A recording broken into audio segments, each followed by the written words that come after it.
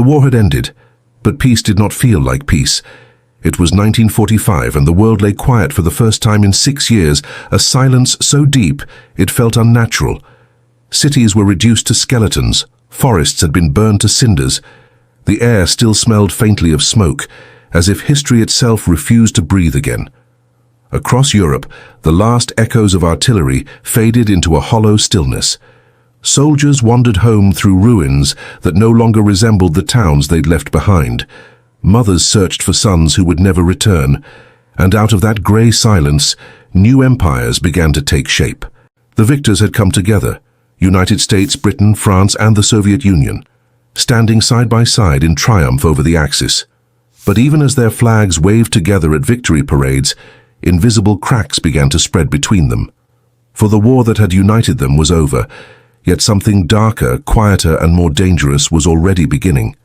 In Washington and London, leaders spoke of rebuilding democracy, of prosperity, and peace through cooperation. Across the vast plains of Russia, Joseph Stalin saw something else, a future that would belong to the East. He had lost more lives than any other leader in the war, millions upon millions, and he meant to make sure those sacrifices would not be in vain. The Red Army stood strong in Eastern Europe, its boots heavy upon the soil of Poland, Romania, and the Baltic states. To Stalin, occupation meant security. To the West, it looked like ambition. The world had split in half, and few realized it yet. At Yalta and Potsdam, the victors sat around polished tables, dividing the spoils of war as if they were lines on a map that could erase suffering. Roosevelt's voice was calm, already softened by illness. Churchill's was stubborn and defiant. Stalin's was patient, coiled like a snake. They shook hands, they smiled for photographs, but their eyes said more than words ever could. None of them trusted the others. They had defeated Hitler, but not the idea of power itself. Germany was broken, divided into 4 zones.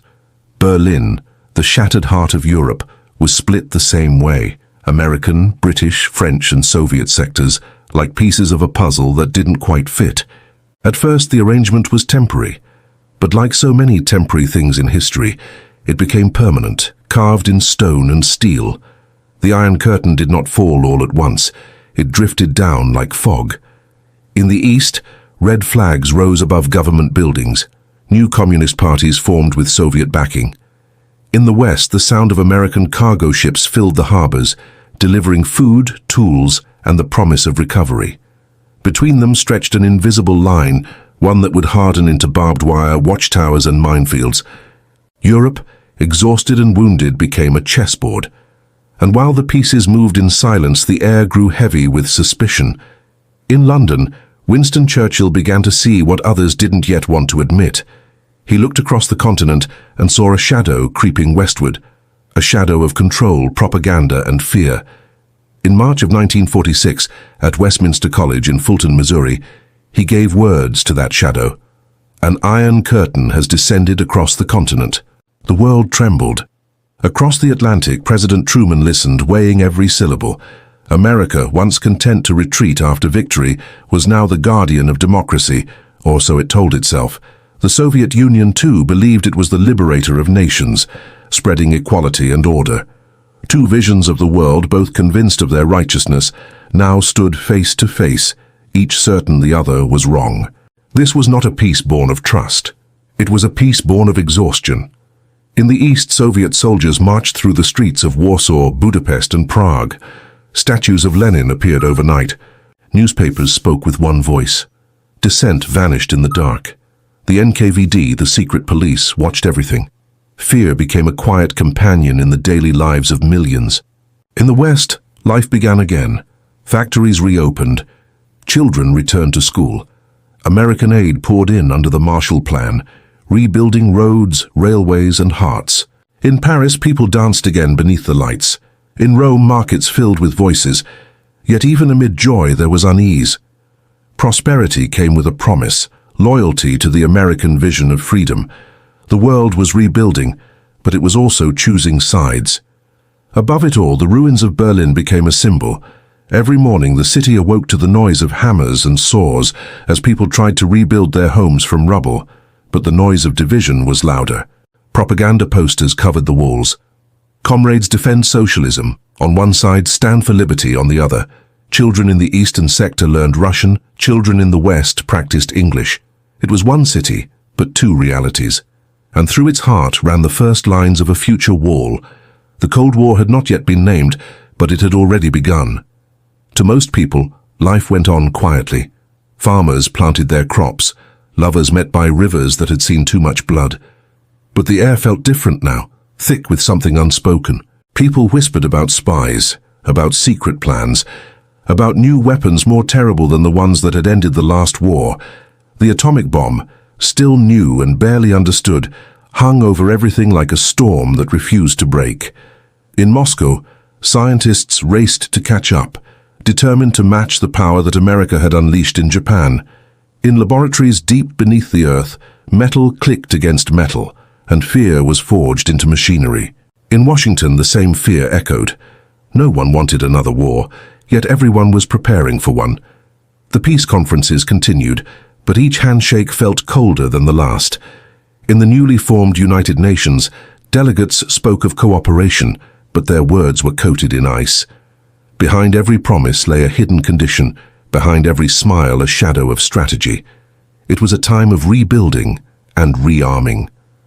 In the villages of Eastern Europe, Soviet influence spread like roots underground. Land was redistributed, churches were silenced, dissenters vanished. But in every darkened street, someone still whispered for freedom. In the West, radios hummed with American jazz and optimism. Newspapers printed words like liberty, democracy, and progress. Both sides believed they were saving humanity. Both sides feared what the other might become. As the 1940s drew to a close, the tension became something tangible, a hum beneath the world's heartbeat. It lived in speeches, in headlines, in the faces of soldiers who didn't know where the next front would be. For now there were no bombs, no battles, just silence filled with the memory of war and the promise of another. Europe had survived fire. Now it entered the frost. And somewhere in that uneasy twilight, beneath the smouldering ruins of Berlin and the marble halls of Moscow, the age of the Cold War was born, not from hatred but from fear. A fear that peace could never last. A fear that in trying to protect the world, humanity might once again destroy it. The ashes of war had cooled, but beneath them, embers still glowed, waiting for the next spark. The peace that had settled over Europe was uneasy, like a calm sea that remembers the storm. Cities glimmered again under pale light windows repaired, trains running, laughter returning to cafes, but beneath the laughter, there was tension, invisible yet ever present. It was the quiet before something colder than war, something that would last a generation. By 1947, the illusion of unity among the Allied victors had dissolved completely. The grand alliance that had defeated fascism was now fractured by ideology. On one side stood the United States and Western Europe, preaching democracy, free markets and open trade. On the other stood the Soviet Union and its satellite states, promising equality through control, unity through obedience, and peace through power. Both believed they were saving humanity. Both were preparing to dominate it. Across the continent, the invisible wall began to take shape. It was not yet made of bricks or barbed wire. It was made of borders, laws, propaganda, and fear. In the East, Soviet influence seeped into every corner like ink spilling across paper. The Red Army, which had liberated cities from Nazi rule, now lingered in occupation. Their presence became permanent, an unspoken message that freedom was conditional. In Poland, the promise of democracy dissolved when the communists, backed by Moscow, seized power through intimidation and fraud. In Hungary and Romania, elections turned into performances, their outcomes scripted before ballots were even cast. Across Czechoslovakia, whispers of resistance were met with silence and then with arrests. Within a few short years, the whole of Eastern Europe had fallen behind a curtain of control, each state bound to Moscow by fear, loyalty, or both. In the West, people watched with growing alarm. American leaders saw not just the spread of communism, but the shadow of future conflict. In March 1947, President Harry S. Truman stood before Congress and spoke the words that would define an era. "I believe that it must be the policy of the United States to support free peoples who are resisting subjugation by armed minorities or outside pressures." The Truman Doctrine was born a vow to contain communism wherever it appeared, to defend not just borders, but ideas. And so, the lines hardened. Soon after, the Marshall Plan was announced, a vision of recovery through generosity. Billions of dollars in aid flowed into Western Europe, rebuilding factories, schools, and lives. The offer extended even to Eastern nations, but Stalin refused it. He saw it as a Trojan horse, a Western trick meant to buy influence and loyalty. In response, he tightened his grip, forbidding his satellite states from accepting a single American dollar. Two Europes began to grow apart, one fueled by American capital, the other by Soviet command. The division of Germany became the symbol of this new world. In the West, the zones controlled by Britain, France, and the United States began to merge into one democratic state. Currency reform came first, a new mark, a new economy, a new start. But in the East, Stalin saw this unification as betrayal. Berlin, still a single city carved into four parts, became the fault line of the Cold War. In June 1948, without warning, the Soviets cut off all access roads and railways leading into West Berlin. The blockade began, Berlin's lifeline severed. No food, no fuel, no supplies. Stalin believed the West would abandon the city, leaving its 2 million residents to starve or submit. But the response was unexpected, and it came not with tanks, but with airplanes. The Berlin airlift began that very week. From England and Western Germany, Allied pilots flew through narrow air corridors day and night in rain, snow, and fog. Every 30 seconds, a plane landed at Tempelhof or Gatow, engines roaring against the still air of hunger. They brought coal, milk, bread, medicine, and hope. Children watched as candy parachutes drifted from the sky, dropped by pilots known lovingly as the chocolate flyers. For almost a year, the skies above Berlin became a highway of courage. The Soviet gamble failed. In May 1949, Stalin lifted the blockade, humiliated but not defeated. The message was clear. Europe's division was no longer temporary. It was the new reality. The world had entered the Cold War proper, not through a declaration, but through endurance. As the blockade ended, two Germanys were born. In the West, the Federal Republic of Germany, a democracy tied to Western Europe and the United States. In the East, the German Democratic Republic, bound to Moscow and its vision of socialism.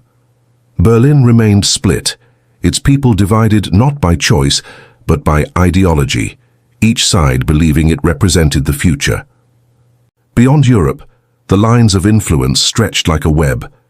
In Asia, the Chinese Civil War raged on, and by 1949, Mao Zedong's communists emerged victorious. The world had changed again. Another great nation had turned red.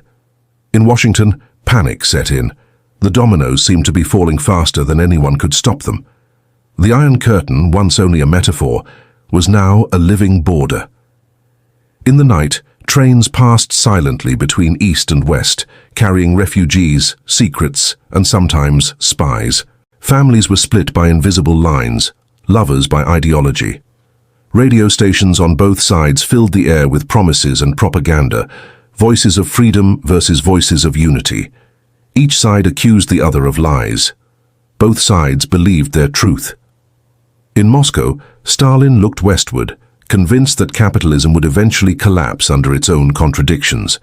In Washington, Truman and his advisors believed communism would spread like a disease, if not contained.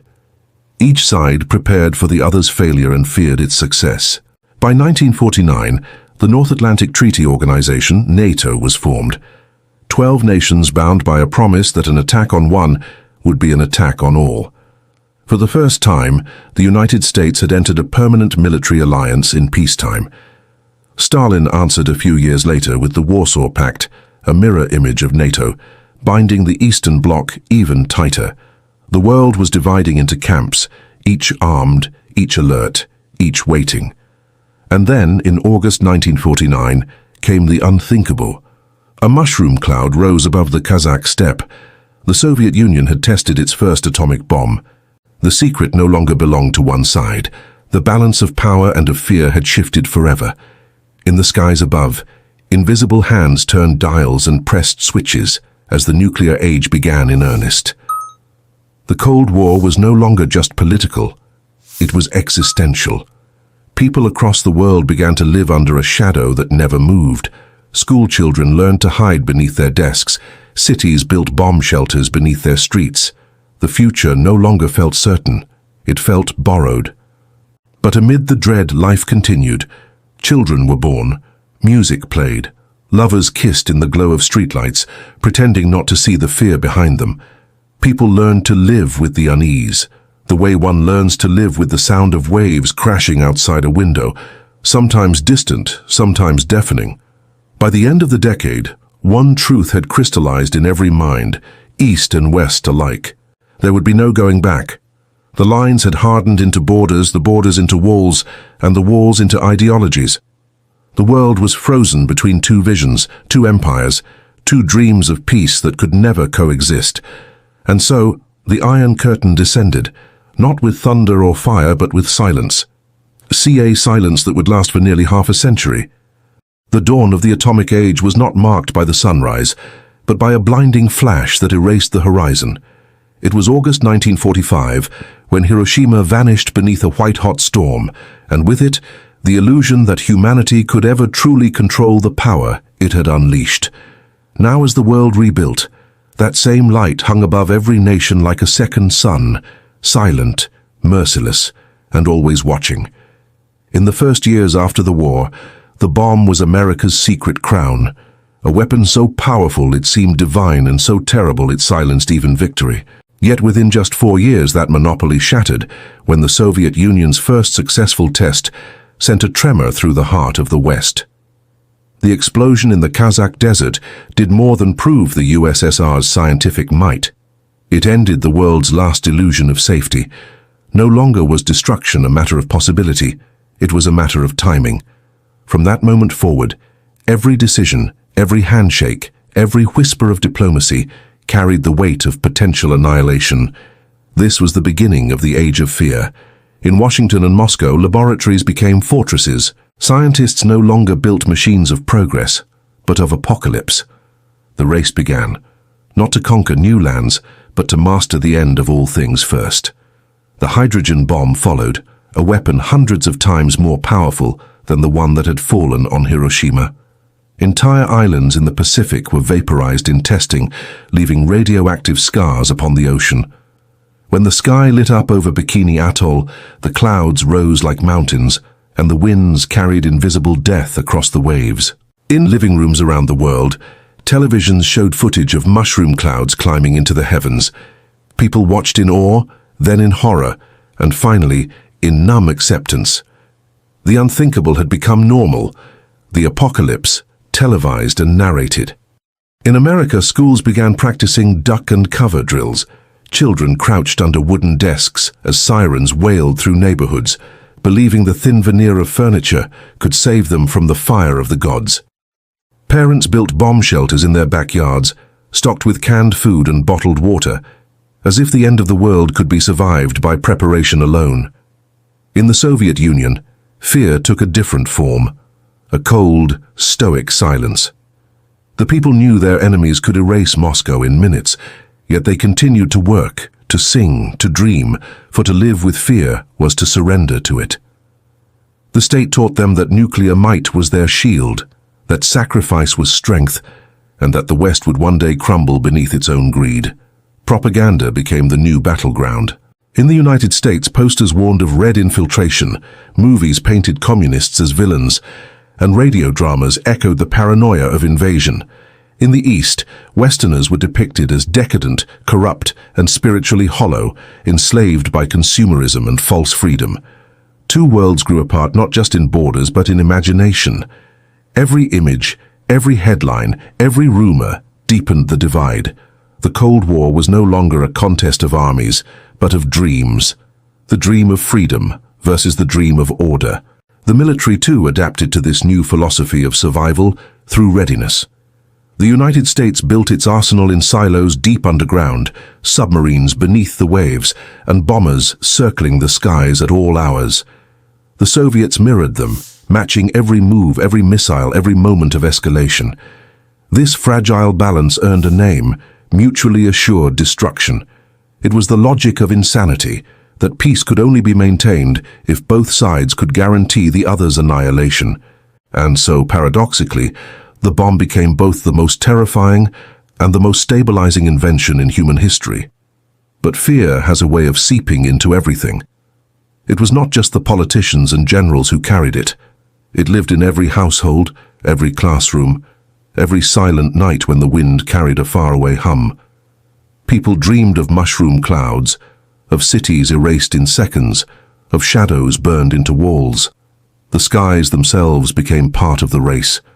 Jet aircraft gave way to rockets, and rockets reached for the stars. What began as military ambition soon turned into a competition for the heavens, a contest to prove which system, capitalist or communist, could touch eternity first. In 1957, a metal sphere no larger than a beach ball rose into orbit. Its name was Sputnik, and its signal, a faint rhythmic beep, echoed across every radio in the world. For the first time, humanity heard a voice from space, and that voice belonged to the Soviet Union. Panic rippled across the West. If the Soviets could send satellites into orbit, they could also send warheads across oceans. The space above, once empty and eternal, had become a new battlefield, silent, infinite, and terrifyingly close. In response, the United States poured billions into research, education, and innovation. Science became patriotism. Schools taught mathematics and engineering, not as arts of discovery, but as duties of survival. And yet, in this arms race of minds and machines, there was still something deeply human at its core. Every launch, every test, every achievement was fueled not just by fear, but by awe, by the same ancient desire to explore, to reach beyond the horizon. The Cold War was a paradox, a struggle that could destroy the world, and yet also push it toward the stars. Meanwhile, culture mirrored conflict. In movies and books, monsters born of radiation stalked cities, metaphors for atomic terror. Writers imagined futures of wastelands and survivors, where civilization crumbled under the weight of its own brilliance. Even love songs carried the faint pulse of anxiety, the awareness that tomorrow was never guaranteed. Behind closed doors, world leaders tried to manage the madness. Summits were held, treaties drafted, promises made. But trust was fragile, as fleeting as smoke over the ruins of old battlefields. Every gesture of goodwill was shadowed by suspicion. Every photograph of smiling leaders concealed the cold glare of calculation. The peace that followed the bomb was not peace at all. It was a truce written in fear, signed by trembling hands. And yet, life went on. Cities grew brighter, technology advanced, and humanity convinced itself it had mastered what it feared. But deep beneath the surface, the weapons multiplied, hidden in silos, circling in submarines, waiting in silence. It was an age where the world could end with a single misunderstanding, a radio signal lost, a radar blip mistaken for attack. And still, the people carried on, falling in love, raising children, building futures on ground that might one day burn. That was the strange beauty of the Cold War's early years, the coexistence of terror and tenderness, of progress and paranoia. A civilization holding its breath, too afraid to exhale. By the close of the 1950s, the nuclear shadow stretched across every continent. It haunted the oceans, the skies, and the quiet spaces between continents where no armies marched, but every heart still trembled. The Cold War had evolved from politics into psychology, from confrontation into a permanent state of awareness that the world could end at any time. And through that fear, humanity learned a strange kind of peace, the peace of balance, the peace of knowing that survival depended on restraint. The weapons slept, their silence more powerful than any roar. And so, night after night, beneath that invisible glow, the world drifted toward sleep, anxious, alert, yet somehow still dreaming. The Cold War was supposed to stay cold, a struggle of words, threats and ideologies fought in speeches and symbols. But history has never been kind to boundaries. By 1950, the tension that had stretched across the globe began to snap, not in Washington or Moscow, but on a small peninsula halfway around the world, Korea, where the Cold War's first flames would burn. The Korean peninsula, once united for centuries under its own kings, had been torn apart in the aftermath of World War II. When Japan surrendered in 1945, Soviet troops advanced from the north, American forces from the south. What was meant to be a temporary division, a simple line drawn along the 38th parallel, soon became a border soaked in ideology. To the north, a communist government formed under Kim Il-sung, loyal to Moscow. To the south, the United States backed Syngman Rhee, a staunch anti-communist with his own authoritarian streak. Two leaders, two systems, one divided nation. For a few years the division held, uneasy but stable, a fragile truce built on exhaustion. But like every fault line, pressure kept building beneath the surface. Skirmishes erupted along the border, whispers of reunification turned to threats, and the great powers behind the scenes began to take interest. Then, in the summer of 1950, the storm broke. At dawn on June 25th, North Korean tanks rolled across the 38th parallel under the red flag of revolution. Soviet T-34s thundered through the morning fog, smashing through South Korean defenses with shocking speed. Within days, Seoul fell. The world watched, stunned, as one of the Cold War's first proxy fires flared to life. In Washington, President Harry Truman reacted swiftly. The invasion, he declared, was not just a local conflict, it was a test. If the world allowed one communist victory, others would follow like dominoes. The newly formed United Nations was called into action, and under its banner, an international army assembled, led by the United States but carrying flags from across the world. It was a new kind of war, one not fought for empire or territory, but for ideology. Capitalism versus communism, freedom versus control, two visions of humanity clashing in a land neither side truly understood. In the summer heat of 1950, American troops landed at Pusan, holding a narrow strip of land in the far south, the Pusan perimeter. For weeks they fought with their backs to the sea, their lines stretched thin, their weapons outdated. Every hill was taken and retaken. The sky itself became a battlefield of fire and smoke. Then came one of the boldest maneuvers in military history. General Douglas MacArthur, the charismatic, proud and controversial commander, launched a daring amphibious landing at Incheon, far behind enemy lines. The tides had to be perfect. The risks were enormous. But when the operation succeeded, it turned the war on its head. North Korean forces, trapped and disoriented, began to retreat. Seoul was liberated. The tide had turned again, and now the United Nations troops advanced northward, chasing their enemies toward the Yalu River, the border with China. But history, like the mountains of Korea, hides its own ambushes. The Chinese government, led by Mao Zedong, watched nervously as Western troops approached its frontier. For Beijing, this was an existential threat, the fear that hostile forces might once again invade from the coast, as Japan had done years before. And so, under the cover of darkness and winter fog, hundreds of thousands of Chinese soldiers crossed the frozen Yalu. The result was chaos. In the winter of 1950-51, the United Nations Army was driven backward through blizzards and mountains, freezing and starving as endless waves of Chinese infantry poured through the valleys. At Chosin Reservoir, surrounded and outnumbered, American Marines fought their way out through icy hell. "Retreat, hell," one commander said. "We're just attacking in another direction." By early 1951, the war had reached a grim stalemate, the line of battle once again hovering near the 38th parallel, the same line where it had all begun. Villages were obliterated, cities burned, and millions of civilians fled through snow and smoke. For 3 long years the war raged on, not as swift maneuvers but as grinding, static trench warfare, reminiscent of the horrors of World War I. Soldiers fought for hills that changed hands a dozen times. Bombers darkened the sky. The once green valleys of Korea turned to ash. The Korean War was never officially declared, and it was never truly won. It became a war of endurance, of attrition, of cold nights and colder politics.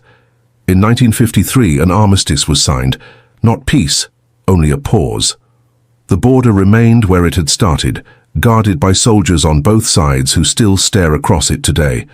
But the significance of that war reached far beyond Asia. It marked the first open confrontation of the Cold War, the first time the United States and the Soviet Union tested their strength indirectly through allies and ideologies. It showed that global conflict could now erupt anywhere, not through declarations but through influence. And it taught the world a terrible lesson, that the Cold War could burn without consuming the planet entirely, for now. Even as the guns fell silent, the ripples spread. In Southeast Asia, Africa and Latin America, small nations began to find themselves caught between giants, courted, pressured, or punished for their allegiance. The age of proxy wars had begun.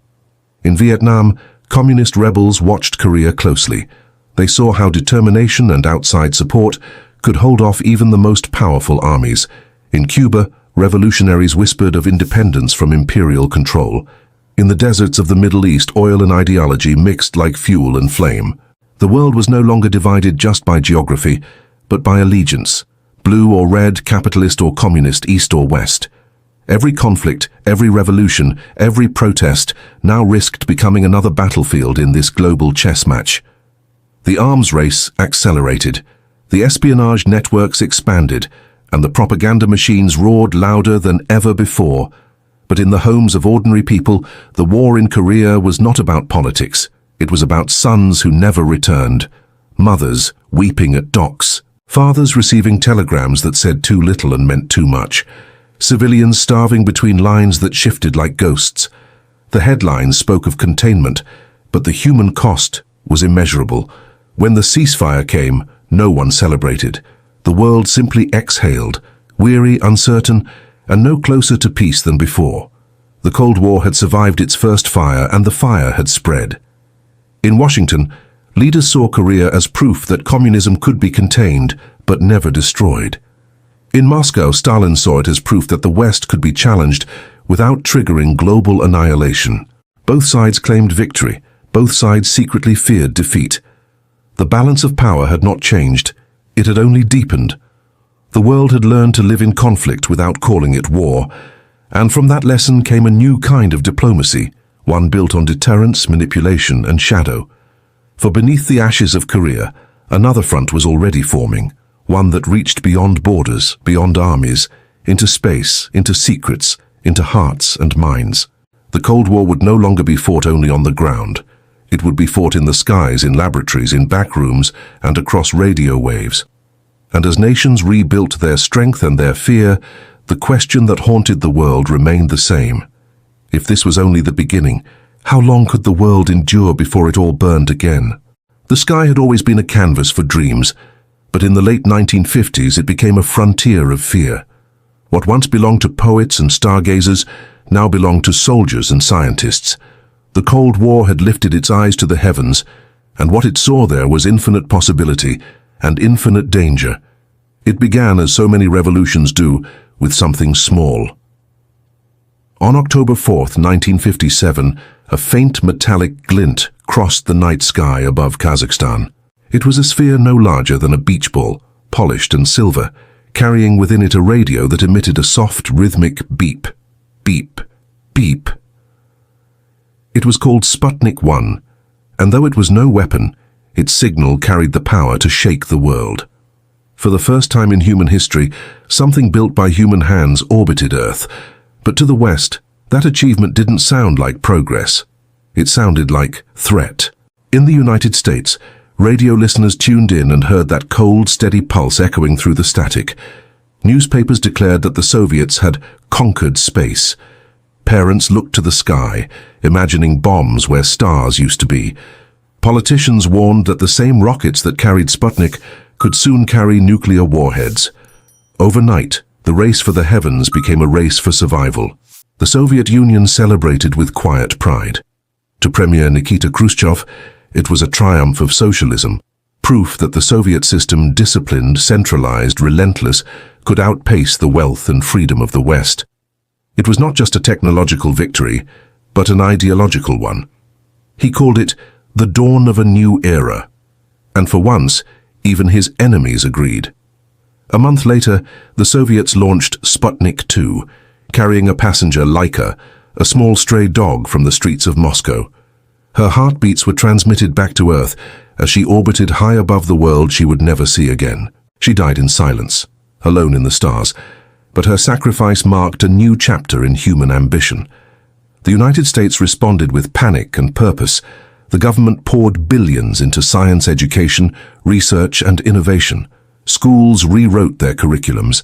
Laboratories buzzed day and night. The newly formed NASA, the National Aeronautics and Space Administration, was given one mission: to catch up and to win. Yet, the American journey began with failure.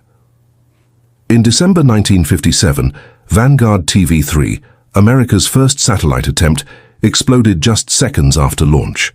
It rose a few feet into the air, then fell back onto the pad, erupting in a fireball that lit up the Florida sky. The press called it Kaputnik. The embarrassment was global. The Soviets watched and smiled, but humiliation can be fuel. By January 1958, the United States succeeded with Explorer 1, a small pencil-thin satellite that discovered the Van Allen radiation belts, proving that even competition could produce knowledge. Space was no longer a dream. It was a battlefield for prestige. The race quickened. In 1961, the Soviets did it again. Yuri Gagarin, a 27-year-old fighter pilot with a smile that captured the world, became the first human to leave Earth. When his capsule completed its orbit, he radioed down, "I see the Earth. It is so beautiful." His words were broadcast around the world, poetic, humble, profoundly human. And yet, in Washington, they echoed like a warning shot. The United States answered with one man, John F. Kennedy. Young, eloquent, and fiercely determined, he refused to let America remain second in the cosmos. In May 1961, before Congress, he declared, "We choose to go to the moon." His voice carried not just ambition, but destiny. It was a promise that within a decade, humanity would walk among the stars. The 1960s became the decade of the sky. The United States and the Soviet Union built rockets taller than cathedrals and more complex than anything mankind had ever imagined. Every launch became a spectacle, every failure a national wound. The rivalry pushed technology forward at a pace that defied logic. Computers, materials, medicine, engineering, all advanced under the pressure of competition.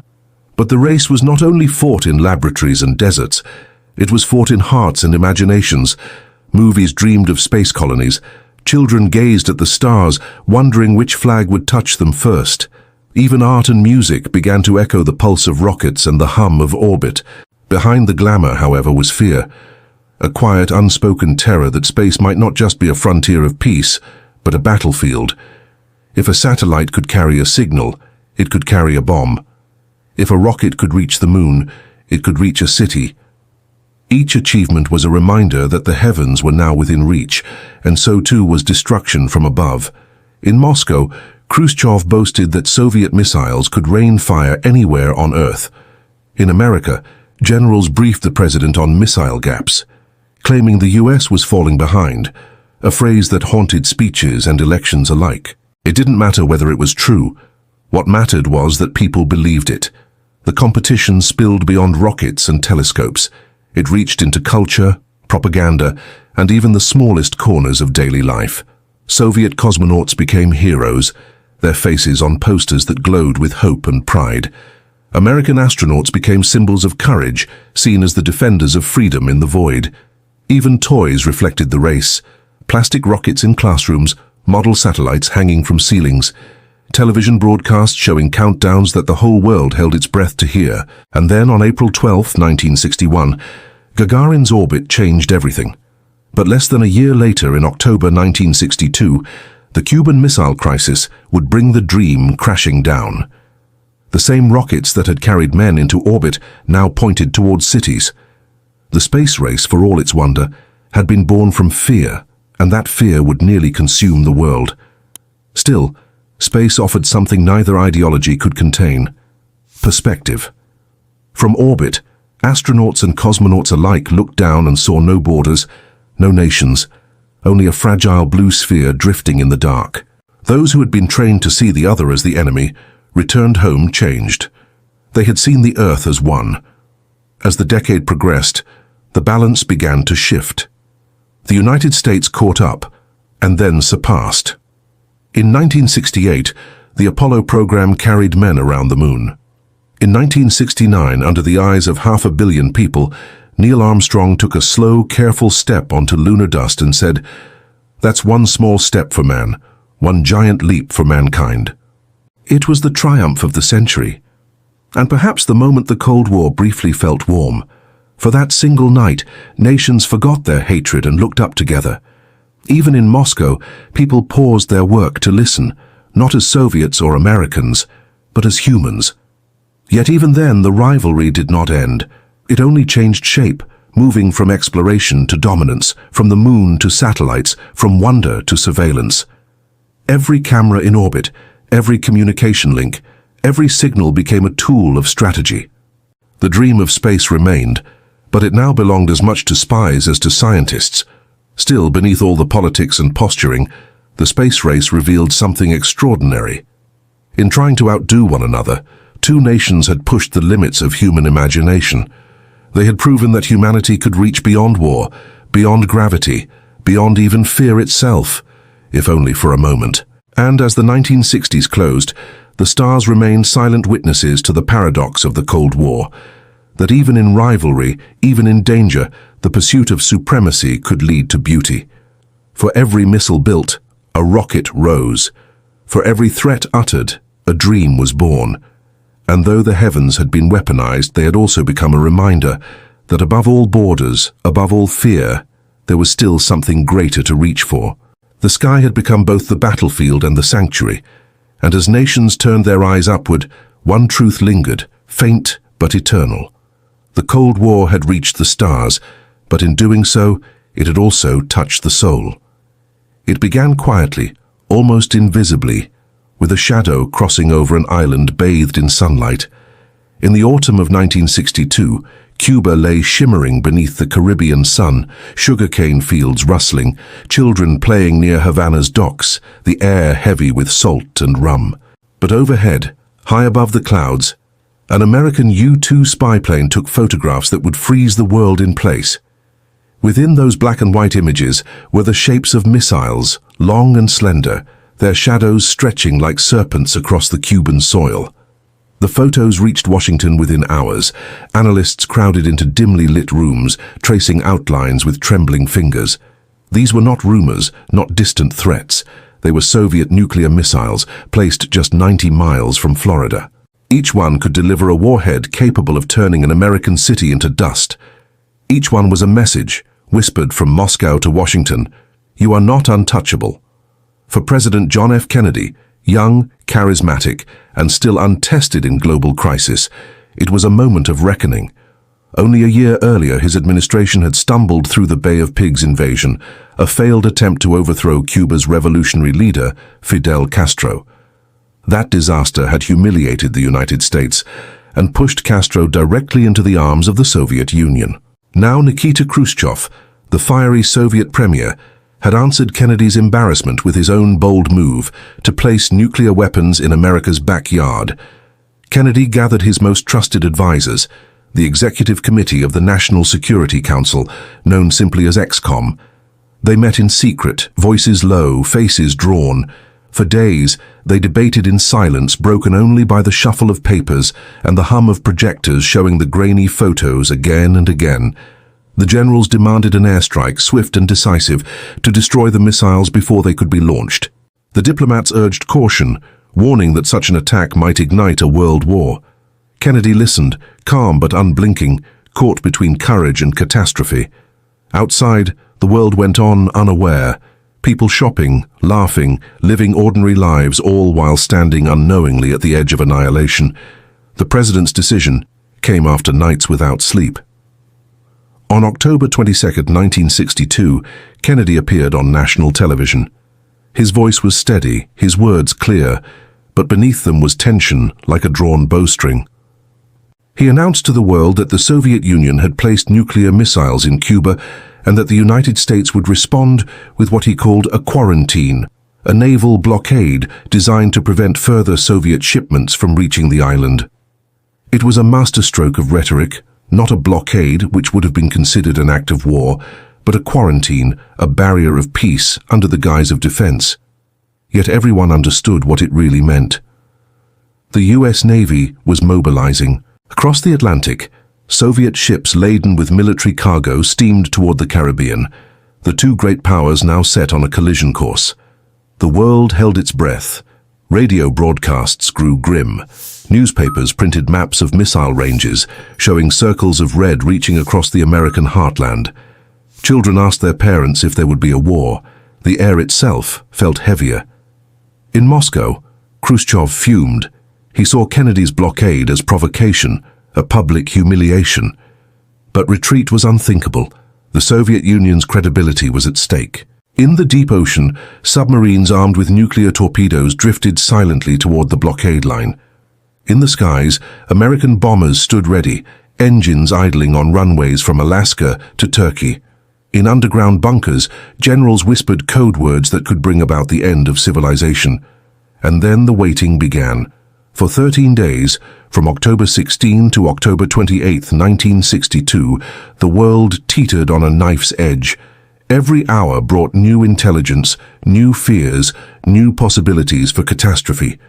Each dawn might have been the last.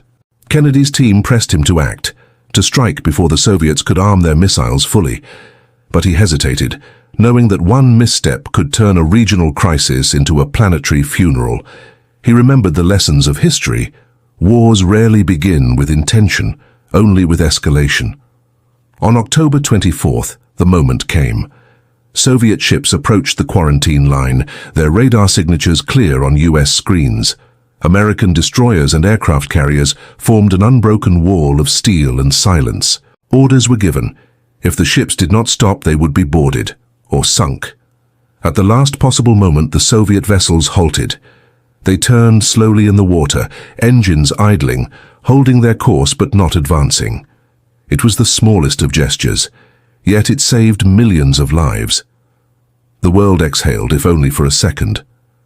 But the danger was not over.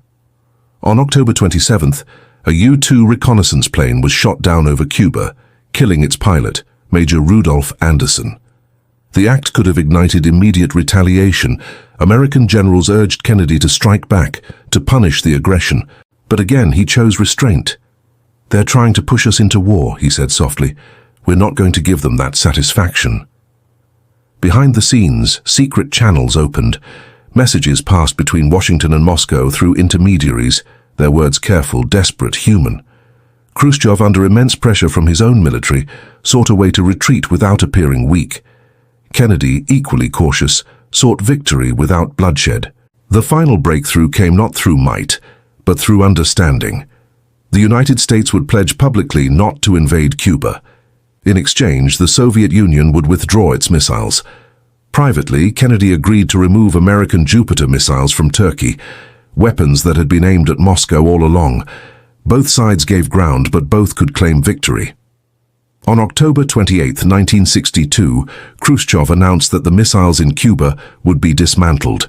The crisis was over. The world had looked into the abyss and stepped back. Yet the experience left scars deeper than any battlefield. For the first time, humanity had felt the true weight of its own extinction.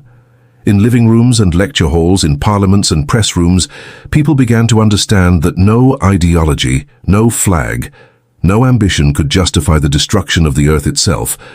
From that terror came a new kind of wisdom. Washington and Moscow installed the hotline, a direct communication link between the White House and the Kremlin, a thin wire of hope connecting two men who had nearly destroyed the world. And slowly, the era of reckless brinkmanship began to cool. But something else changed too, something quieter.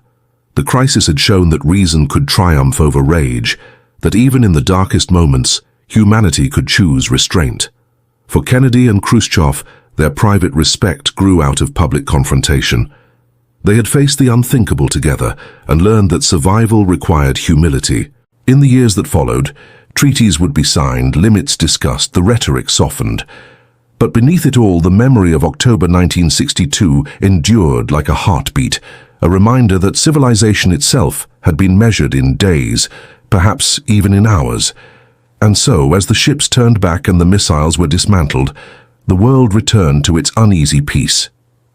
The sky over Cuba cleared. The waves broke softly on the shore. Children went back to playing in the sunlight, their laughter carrying faintly through the humid air. No one could see the ghosts that lingered, the shadows of what might have been, the fires that never burned, but they were there, just beyond the horizon, silent and eternal. The Cold War had survived its closest brush with death, and from that fragile victory came a realization that would guide the decades to come, that the power to end the world was not just a burden, but a responsibility, one that must be carried with fear, wisdom, and mercy. The missiles were gone. The world had lived. But the fear remained, not as panic, but as memory. And as night fell across the calm Caribbean, the hum of the waves whispered what everyone already knew deep down. The Cold War was far from over. It had only just learned how close it could come to ending everything. The world exhaled after Cuba, but the air was never clean again. The fear that had almost ended civilization did not disappear, it merely went underground, slipping into the shadows where it could hide, whisper, and watch.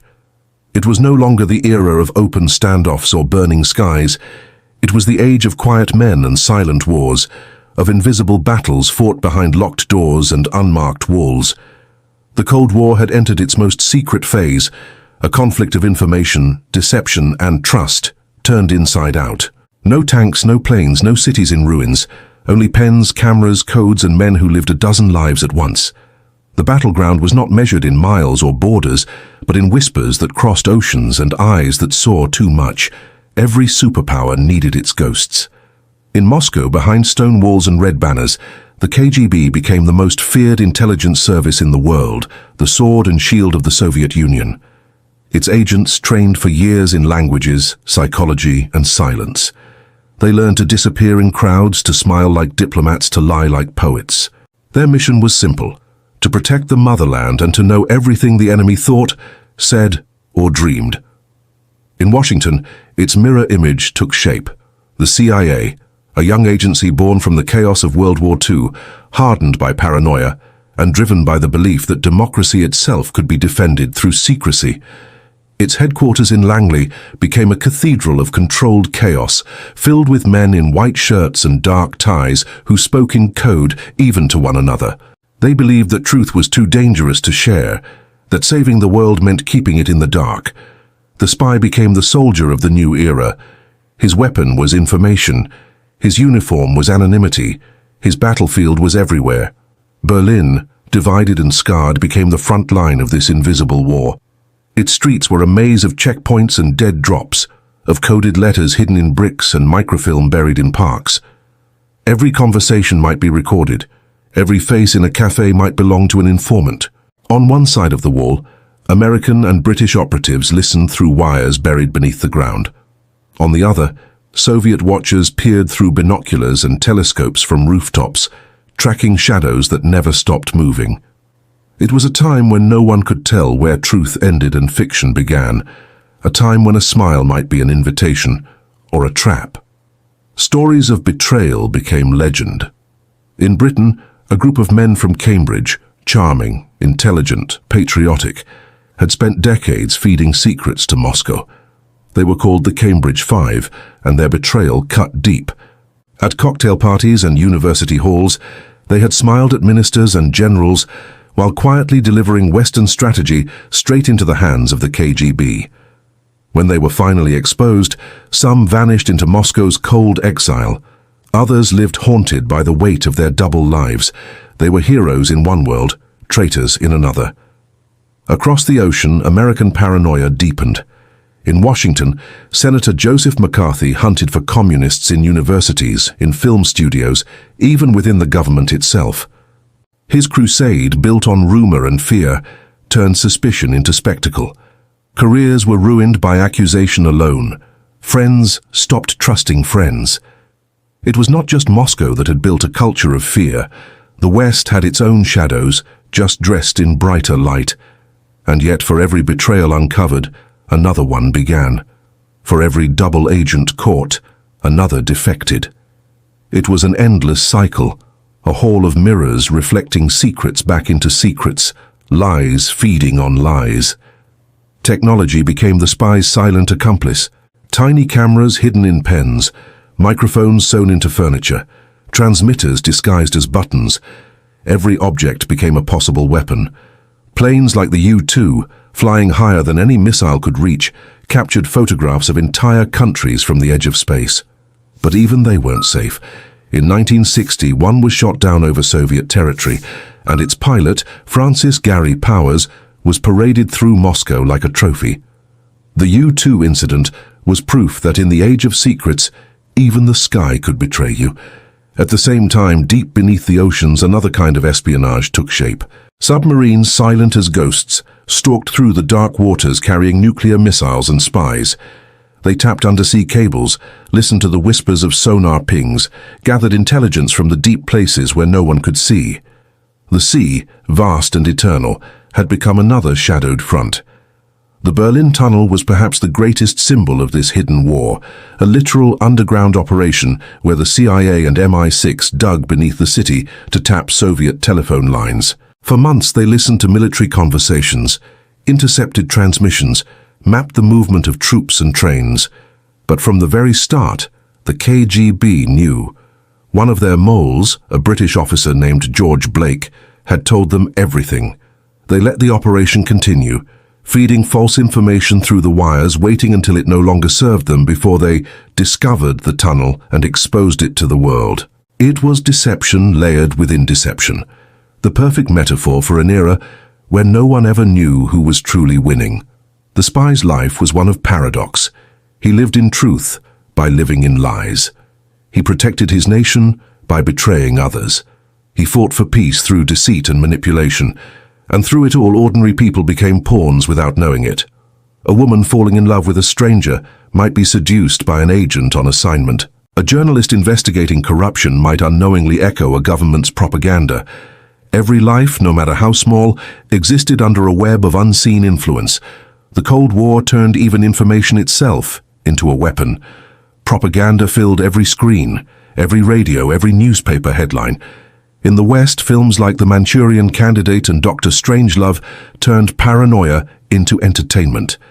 In the East, news broadcasts celebrated endless progress, painting a world without hunger, crime, or discontent, a fantasy sustained by censorship and fear. The truth was no longer simple. It was shaped, sculpted, edited, until it fit the narrative of whoever held the pen. Reality became elastic, bendable, controllable, and dangerous. Even the greatest victories of espionage often went uncelebrated, sealed in classified archives, their heroes forgotten. A single document stolen from a briefcase could change the course of a negotiation. A single code cracked could prevent a war or start one.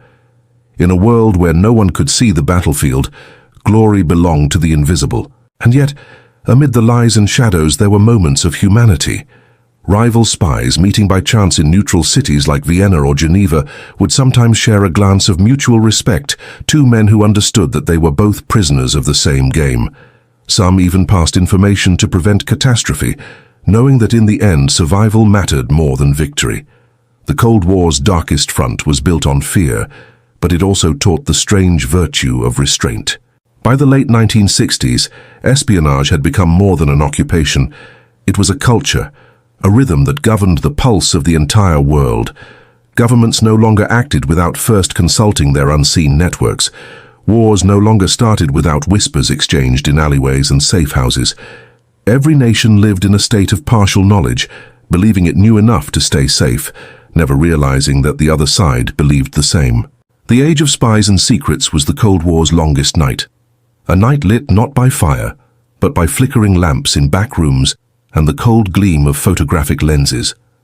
It was a war fought without glory, without victory, and without end. And as dawn approached, humanity began to forget what honesty felt like. Because when lies last long enough, they stop sounding like lies and start sounding like truth. The Cold War had gone underground, into the invisible veins of the modern world. And in that silence it would continue to grow, waiting for the next crisis, the next spark, the next moment when the shadows would finally step back into the light. The jungle was alive, humid, heavy, and endless, a green ocean that swallowed men whole. It whispered with insects and ghosts, with the echo of helicopters chopping through the sky and the distant thunder of artillery. Here, in the heart of Southeast Asia, the Cold War found its cruelest battlefield, not in icy Berlin or shadowed Washington offices, but in the sweltering rainforests of Vietnam. This was not a war of nations alone. It was a war of ideas, of systems, of faiths in two opposing visions of the world: communism versus capitalism, revolution versus containment, the East versus the West. And in this struggle, Vietnam became the stage where both superpowers tested the endurance of their beliefs and of humanity itself. It began, as many tragedies do, in the ashes of another war. When World War II ended, the French returned to reclaim their colony in Indochina, a land rich in rice, rubber, and rebellion. But they met fierce resistance led by a man whose name would soon be known across the world, Ho Chi Minh. A revolutionary and poet, hardened by exile and inspired by both Lenin and Jefferson, Ho envisioned an independent Vietnam. Not French, not Japanese, not American, but free. For years, his Viet Minh fighters waged a guerrilla war against the French army. They hid in the mountains, moved through tunnels, and struck like shadows before melting into the jungle again.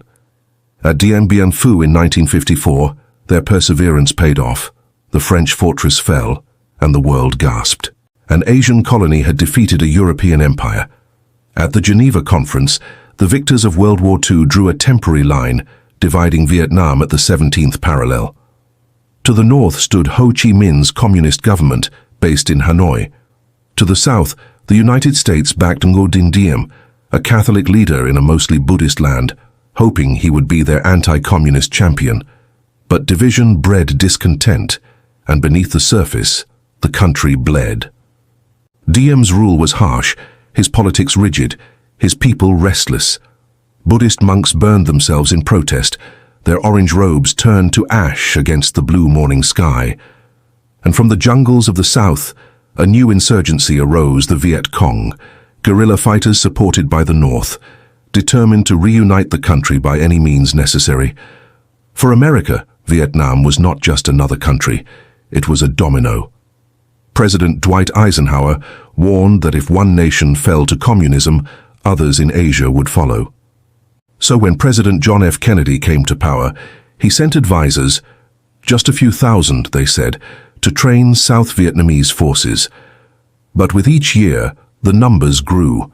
With each month, the fighting intensified. And with each death, the jungle claimed another piece of America's innocence. When Kennedy was assassinated in 1963, the torch passed to Lyndon B. Johnson, a man who vowed not to lose Vietnam. After an incident in the Gulf of Tonkin, where U.S. ships claimed to be attacked, Congress gave Johnson broad authority to strike back. The war that had simmered for years now erupted into full flame. In 1965, American combat troops landed in Da Nang. The ground trembled beneath their boots, the air filled with the roar of helicopters, the unmistakable hum of the modern war machine. They fought an enemy they could rarely see, in terrain they could never conquer. The Viet Cong moved like ghosts, their tunnels stretching for miles beneath the earth, their traps silent and deadly. To the Americans, the jungle itself seemed to fight for the other side. The firepower of the United States was unmatched. Napalm, cluster bombs, and Agent Orange turned forests into infernos. Entire villages burned in moments. Rivers glowed with fuel and ash. But for every village destroyed, another rebel rose from its ruins. The war became a paradox. Every victory fed more hatred. Every bomb sowed more resistance. Reporters, unlike in wars before, were everywhere. Cameras captured the fire, the fear, the faces of children running from burning fields. Television brought the war into American living rooms night after night. The first war that people watched as much as they fought. And slowly, the public began to turn. Back home, Campuses erupted in protest. Students marched with flowers and slogans shouting, "Make love, not war." Musicians sang of peace, poets mourned the dead. Veterans came home and found themselves strangers in their own land. The nation was divided not just by policy, but by conscience. In the jungles, soldiers fought an enemy they could not hate, and a war they could not understand. They wrote letters home that never arrived. They counted the days, not in victories, but in body bags. Helicopters became their angels and their coffins, carrying them through the skies of a land they would never forget or forgive. The Tet Offensive of 1968 shattered illusions of progress. On the Vietnamese Lunar New Year, the Viet Cong struck across cities and bases throughout the South, even breaching the U.S. Embassy in Saigon. Militarily, America repelled the attack, but psychologically, the damage was irreversible. The message was clear: the enemy was everywhere and victory was nowhere in sight. As casualties mounted, Johnson announced he would not seek re-election. The war had broken him and the trust of a generation. When Richard Nixon entered office, he promised peace with honor, but his secret bombings of Cambodia and Laos only widened the conflict. The jungles burned, and so did the world's patience. Then came My Lai, a massacre of hundreds of civilians by U.S. troops, exposed by journalists months later. The horror of it stained the nation's soul. What was once seen as a noble fight against communism now looked like madness without end. By 1973, under growing pressure, the Paris Peace Accords were signed. American troops began to withdraw. Helicopters lifted off from rooftops, carrying the last few diplomats and soldiers, as Saigon crumbled beneath them. And in 1975, tanks bearing the red flag of the North rolled into the city. The war was over. Vietnam was reunified under communist rule, but at an unbearable cost. Millions were dead: soldiers, farmers, children. Entire landscapes poisoned, generations lost. The United States, for all its might, left behind not triumph, but silence. And in that silence, the Cold War shifted again, not in Vietnam's jungles, but in the wounded hearts of those who had fought there. In Moscow, they celebrated the endurance of the communist cause. In Washington, they mourned a generation's disillusionment. But the war had changed both sides, forever. The Cold War would never again be about just ideology. It had become about limits, how far humanity could go in its quest to prove itself right. In the humid echoes of the Vietnamese jungle, the world had learned a bitter truth. No empire, no ideal could conquer the human cost of war. When the last helicopter rose from Saigon's smoke, the sound lingered like a heartbeat, distant, haunted, eternal. It was not the end of the Cold War, but it was the end of its innocence. From then on, every move, every speech, every confrontation would carry the weight of Vietnam, a reminder that even superpowers bleed. And as the sun set over the ruined fields, the jungle slowly began to reclaim the land. Green swallowed grey, roots grew over scars. The earth remembered, but it forgave, because time, unlike men, knows how to heal. There are few things more terrifying than peace held hostage by annihilation. The world after Vietnam was quieter, but not calmer. It lived beneath a sword that glowed with atomic fire, suspended by the thinnest thread of human sanity. For decades, two empires stared at each other across oceans and continents, knowing that if one blinked, the light would vanish from the earth forever. This was the age of mutually assured destruction, the most fragile balance in history, where survival depended not on trust but on fear. The United States and the Soviet Union possessed enough nuclear weapons to destroy not just each other, but the planet several times over. And yet, both continued to build, to test, to threaten, as if the only way to stay safe was to walk closer to the edge. The nuclear age had begun with the brilliance of scientific genius and descended into the logic of madness. From Hiroshima and Nagasaki, humanity had glimpsed its own extinction, and then somehow learned to live with that vision. It was not the end of war, but the transformation of it, a war that no one could win, yet everyone prepared to fight. In the deserts of Nevada, mushroom clouds bloomed like monstrous flowers. In the icy plains of Kazakhstan, the Soviets tested their own weapons, their shockwaves shaking windows hundreds of miles away. Each explosion was a message, a declaration, a warning. We are ready. Children in America practiced hiding under desks, as if wood and fear could shield them from the sun. In Soviet classrooms, posters warned of Western bombs falling from skies that were always just a heartbeat away. The world's clock began to tick differently, time itself now measured in seconds to midnight, a countdown that scientists called the doomsday clock. Every act of aggression, every failed negotiation, every missile launched or withdrawn, it all turned the hands forward or back, closer to the end or further from it. No war had ever been so invisible, so patient, so global, and yet so personal, touching every life, every breath, every sky. The doctrine of mad, mutually assured destruction was simple and insane all at once. If either side launched its missiles, the other would retaliate with equal fury. The result? Total obliteration. Cities turned to vapor. Oceans boiled. Civilization ended not in conquest but in silence. It was deterrence through guaranteed suicide, a peace built on the certainty of death. To maintain this twisted balance, both sides built arsenals like gods of apocalypse. In the United States, vast missile silos dotted the Great Plains, hidden beneath farms and fields.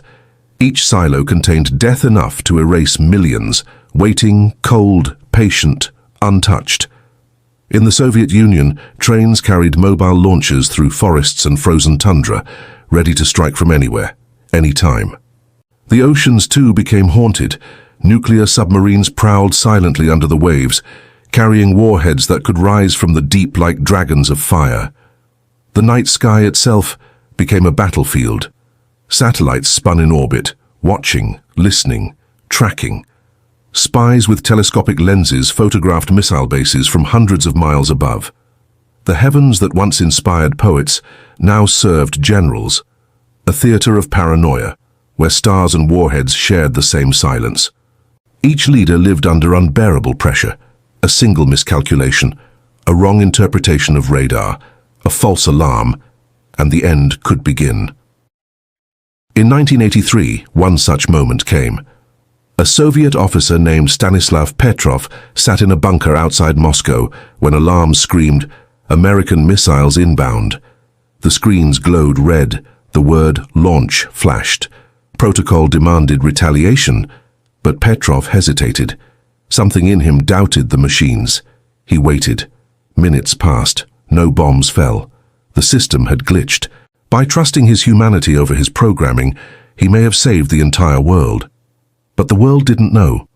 The public still believed in the myth of control, that their leaders had everything in hand, that nuclear war could be avoided by reason. Yet the truth was more terrifying. The fate of billions rested not in strategies but in moments of mercy, in the calm of a single heartbeat amid chaos. Cultural fear became art. Art became prophecy. Movies like Dr. Strangelove, Fail Safe, and later the day after captured the dread of living in a world where one wrong button could erase existence. Music echoed the anxiety, Russians by Sting, 99 Luftballons by Nena. The soundtracks of a generation raised under the glow of possible doom. Children drew pictures of rockets instead of rainbows. The apocalypse had become a household name. And yet, through this madness, both sides searched for control, for systems that could outsmart destruction. The United States developed ICBMs, intercontinental ballistic missiles, faster, deadlier, unstoppable once launched. The Soviets countered with their own, and then with the dead hand, a doomsday system that could automatically retaliate even if their leadership was destroyed. It was horror refined into engineering, human fear made mechanical. To keep the balance from tipping, diplomacy emerged as the Cold War's quiet hero. Through conferences in Geneva, Vienna, and Reykjavik, leaders tried to put limits on the limitless. Strategic Arms Limitation Treaties, Salt Iron II, and the Anti-Ballistic Missile Treaty were signed, setting ceilings on destruction, but never true peace. The handshake of restraint was always followed by the whisper of distrust. In 1963, the Hotline Agreement connected Washington and Moscow directly, a red phone on each leader's desk meant to bridge the abyss. It wasn't just a wire, It was a lifeline, a confession that even enemies needed to talk to survive. And though it was rarely used, its existence gave humanity one fragile thread of hope, that words might outlast warheads. Still, the arms race continued like a fever that couldn't break. Each new missile led to a counter-missile.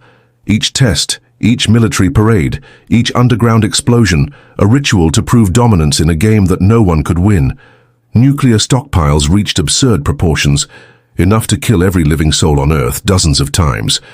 The superpowers had built not defenses, but mirrors, reflecting their own fear back at themselves.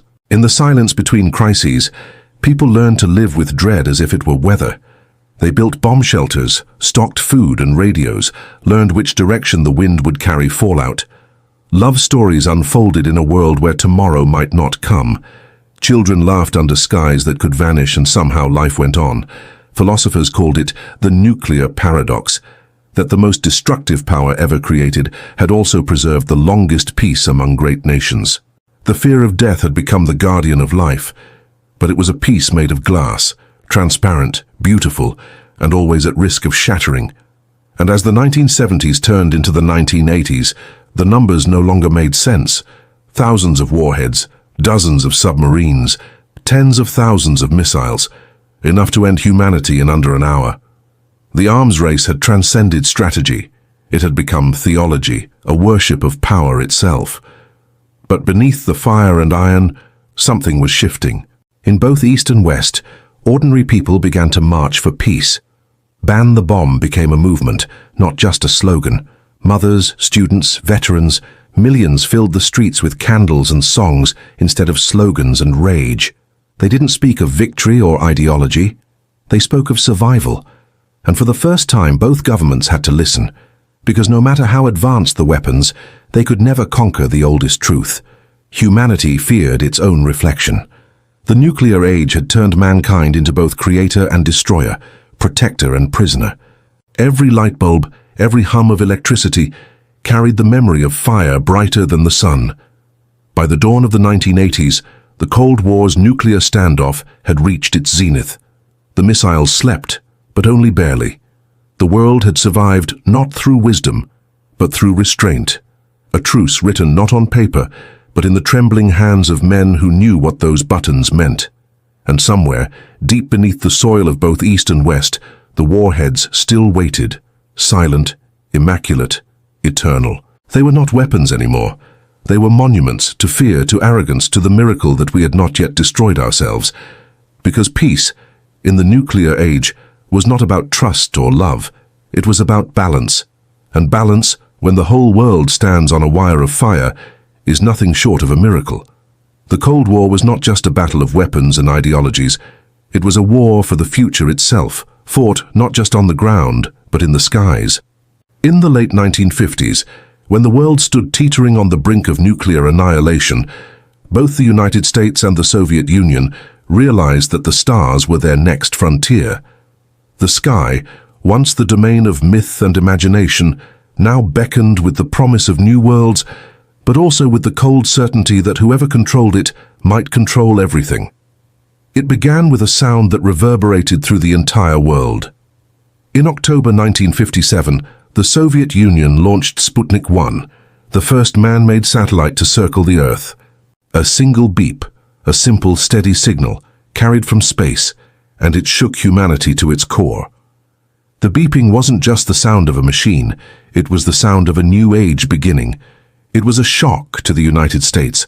Not only had the Soviets entered the final frontier, but they had done so with a mastery that seemed to defy logic. The American government had been caught off guard. The achievement was both remarkable and terrifying.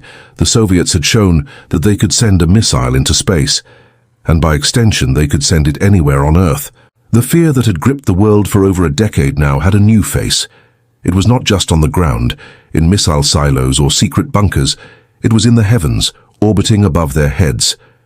America, shaken but determined, needed to respond. In 1958, NASA, the National Aeronautics and Space Administration, was formed.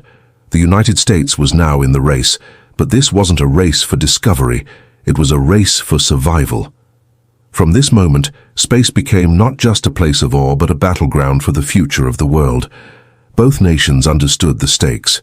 Space was the ultimate high ground, the final frontier where influence, power and control could be claimed. If one side could dominate space, it would prove to the world that their system, their way of life, was the future. So, what followed was nothing short of a cosmic arms race, each launch a challenge, each rocket a statement that the future belonged to them. 1959, the United States launched Explorer 6, its first successful satellite. And yet, as the Americans celebrated, the Soviets launched Luna 2, which became the first spacecraft to reach the moon. Not just orbit it, land on it. This was a feat that made every American pause, and suddenly the Earth seemed smaller, its boundaries narrower. By 1961, the Soviet Union had done the unimaginable once again. Yuri Gagarin, a modest 27-year-old cosmonaut, became the first human to journey into space. His small capsule, Vostok 1, orbited the Earth for 108 minutes, but to the world, it felt like a century. Gagarin's famous words as he ascended, "I see Earth, it is so beautiful," echoed around the world, and to some it symbolized the beginning of human unity, a symbol of what could be achieved when nations reached beyond conflict. But to the United States, Gagarin's flight was more than a triumph. It was a challenge. To be beaten in space, in such a fundamental human achievement, was unthinkable. Kennedy, who had taken office just a year before, had promised to make America the leader of the world. And now he was confronted with the terrifying reality that the Soviets might just beat them to the moon. Kennedy, always one to rise to the occasion, had a vision. On May 25, 1961, he addressed the American people and laid out a bold new goal. "I believe that this nation should commit itself to achieving the goal before this decade is out, of landing a man on the moon and returning him safely to the Earth." The space race, now a battle for supremacy, became personal. It was not about scientific discovery anymore. It was about proving that American democracy could outshine Soviet socialism, and the moon would be their proving ground. The Apollo program was born. It would be the United States' answer to the Soviet challenge, a race that would take humanity farther than ever before, a journey into the unknown that would define a generation. The stakes had never been higher.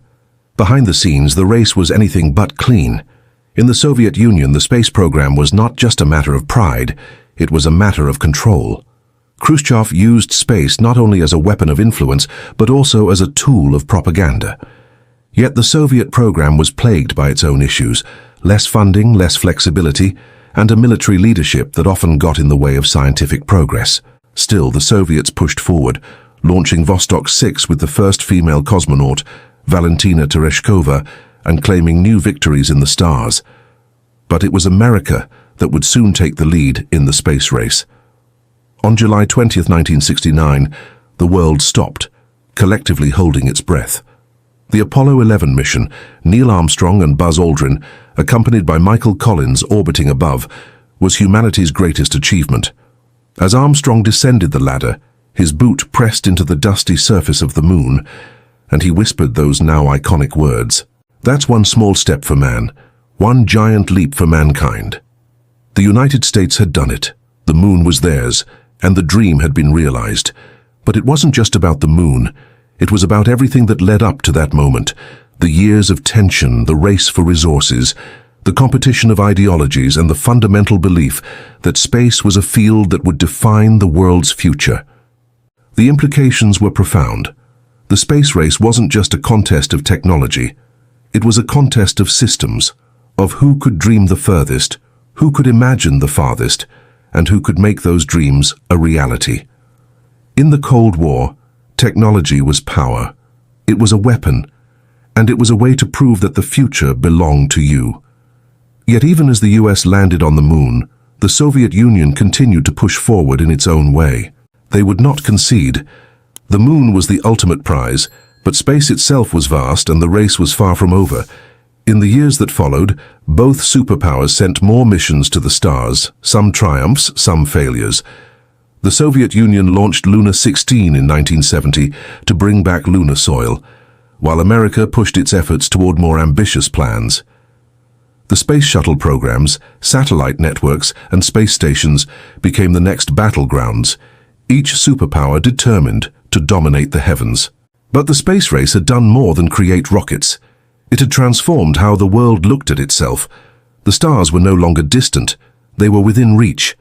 The Earth itself was no longer the center of the universe, and humanity learned that the next frontier could not be measured in miles or borders, it was measured in courage and vision. The space race was not just about flags planted on distant worlds, it was about the triumph of human potential. It was about proving that even in the darkest periods of tension and division, mankind could still reach for something greater than itself. It was a reminder that we are all part of something much bigger than the wars and struggles that define the day. And as Apollo 11 returned to Earth, humanity stood a little taller, not just as nations, but as one species, united in our shared desire to touch the stars. Though the Cold War raged on below, in the vacuum of space there was no East, no West, just humanity. The race to the stars was more than just a victory for the United States. It was a victory for all of humanity. But as the rockets returned to their launch pads, the question still remained.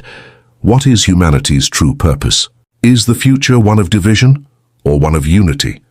And when we finally reach the stars, what will we find there? For now, the only answer was clear. We had already proven that we could go beyond the limits of Earth. The next step, perhaps, would be to go beyond the limits of ourselves. The 1970s arrived not with the roar of triumph, but with the sigh of exhaustion. The world had spun through decades of tension, fear, and competition, and now both superpowers, the United States and the Soviet Union, were beginning to feel the weight of their own ambitions. Empires built on ideology and power were starting to crack, not from invasion or rebellion, but from within. The Great Cold War confrontation, that vast chessboard stretching from Berlin to Beijing, was entering a strange new phase, one of fatigue, corruption, and disillusionment. It was the beginning of the end for both dreams, the dream of a perfect communist world and the dream of a flawless capitalist one. Neither side would fall with a single blow. Instead, they would slowly, painfully unravel, thread by thread, in a century growing tired of extremes. In Washington, the optimism of Kennedy and the confidence of Johnson had curdled into something darker: suspicion, scandal, and cynicism. The Vietnam War had drained not just money, but faith. Young Americans no longer believed their government's words. The myth of righteous power had died in the jungles of Southeast Asia. The soldiers came home not as heroes, but as ghosts, silent reminders of promises broken and trust betrayed. And then came Watergate, a scandal so deep that it reached the very heart of American power. It began with a break-in at the Democratic headquarters and ended with the President of the United States, Richard Nixon, resigning in disgrace. Television cameras broadcast his downfall to the world, his final wave from the White House helicopter, framed like a tragic epilogue to an empire's arrogance. If the Cold War was a story of ideology, Watergate revealed the truth behind it. Even the champions of freedom could be corrupted by power. But America's crisis was not just political, it was economic. By the early 1970s, the global economy was trembling. The oil shocks, triggered by Middle Eastern wars and embargoes, sent prices soaring. Gas stations ran dry, industries stalled, and for the first time since World War II, Americans faced the limits of abundance. For a nation built on growth, it was a painful awakening.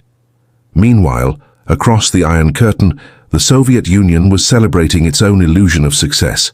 On the surface, the red banners still waved and the speeches still thundered. But beneath the parades and propaganda, the system was hollowing out. Factories produced machines that didn't work. Farms harvested grain that rotted before reaching cities. And people learned to queue for bread, for soap, for hope. The Soviet dream had once promised equality and progress. But by the 1970s, it had turned into a bureaucratic maze. Men in grey suits made decisions for millions, and every voice that questioned them was silenced by fear or exile. The revolution that had begun with fire and idealism now suffocated under its own weight. The people worked not for glory, but for survival. In this twilight, both empires turned toward détente, a word that meant relaxation, but in truth, it meant stalemate. The leaders of the United States and the Soviet Union, weary of their endless standoff, sought a kind of cautious peace. President Richard Nixon, the same man who had risen through anti-communist crusades, became the first American president to visit Moscow. There he met Leonid Brezhnev, the Soviet leader whose smile hid an empire running on fumes. They signed treaties, shook hands, and smiled for the cameras. They spoke of peace and cooperation, even as nuclear missiles remained pointed at each other across continents. It was a strange kind of coexistence, one born not from friendship but fatigue. Both sides knew they could not win the Cold War. Now they simply hoped to survive it. Détente brought moments of calm, but it was a fragile peace. Behind the ceremonies and press releases, both nations continued their proxy wars, in Africa, in Latin America, in the Middle East. Everywhere one superpower gave aid, the other funded the opposition. The Cold War had become less about ideology and more about influence, a struggle for hearts, minds, and natural resources. Nowhere was this clearer than in the Middle East. The Yom Kippur War of 1973 saw Israel, backed by the US, clash with Arab nations supported by the Soviets. The fighting was fierce, the alliances tangled, and when the oil-producing nations retaliated with embargoes, the world economy staggered again. The Middle East, with its deserts and pipelines, had become the beating heart of global politics, and another pawn in the endless game of empires. But something new was rising in the East, a nation once defeated and broken, now reborn through discipline and innovation. Japan, rebuilt from the ashes of World War II, emerged as a technological superpower. Its cars, electronics, and industrial efficiency dazzled the world. While the US and the USSR sank billions into weapons, Japan quietly conquered global markets with precision and design. Power, it seemed, no longer had to come from bombs. It could come from microchips. In China, another revolution was unfolding, one that would reshape the entire Cold War. After years of chaos under Mao Zedong, China began to re-enter the world stage. Mao's Cultural Revolution had torn the nation apart. Millions dead, traditions destroyed, families divided. But after his death, Deng Xiaoping rose to power, opening China's doors to trade, reform, and capitalism, without surrendering its one-party rule. It was the birth of a new kind of system, neither communist nor capitalist, but something in between, and it would soon become one of the most powerful forces on Earth. For the West, this was both a relief and a warning. If China could modernize without democratizing, the world's ideological map might never look the same again. By the late 1970s, the optimism of détente was fading. The Soviet Union, desperate to project strength, invaded Afghanistan in 1979, a decision that would haunt it for decades. The war dragged on, brutal and endless. A Soviet Vietnam fought in mountains and deserts against guerrillas armed by the United States. It drained money, morale, and the last illusion of Soviet invincibility. The empire that had once conquered Eastern Europe now found itself bleeding in Central Asia, its soldiers dying in silence. At the same time, the world was changing faster than ideology could keep up. Television, culture, and consumerism crossed borders faster than bullets ever could. Rock music, blue jeans, and Hollywood movies became the West's most effective weapons, dreams wrapped in denim and freedom. Behind the Iron Curtain, teenagers whispered about freedom as they danced to forbidden songs, listening to smuggled radios in secret basements. The real power of the Cold War had shifted from missiles to minds. And that, in the end, would decide who truly won. In the United States, a new leader emerged, Ronald Reagan, a former actor turned politician, who promised to restore America's strength and pride. He spoke of freedom and destiny, but he also spoke the language of firepower. To him, the Cold War wasn't to be managed, it was to be won. And in his eyes, the Soviet Union wasn't a rival. It was, as he famously called it, the evil empire.